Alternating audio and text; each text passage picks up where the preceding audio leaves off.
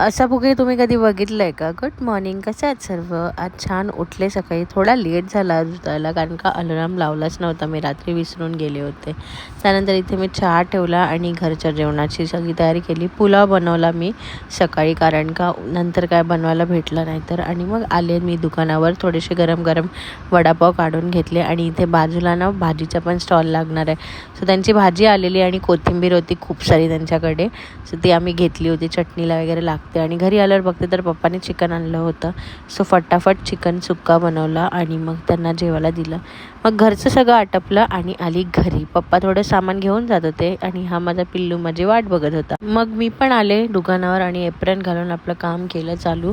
आणि पप्पा इथे पाणी घालत होते, कारण का खूप जास्त धूळ उडते गाड्या येतात तेव्हा. मग छान गरमागरम वडे काढून ठेवले. आणि ही आहे सई, तिच्या पप्पांची इथे आहे गिरणी, म्हणजे चक्कीची मशीन आहे. सो ती साफ करायला येते, त्यांना हेल्प करायला येते. खूप सारी क्यूट आहे ती.